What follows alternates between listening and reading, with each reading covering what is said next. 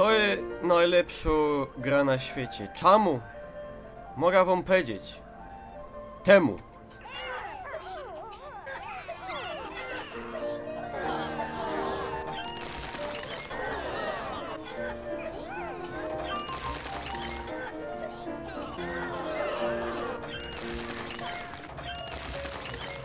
No i że mogę się hepnąć.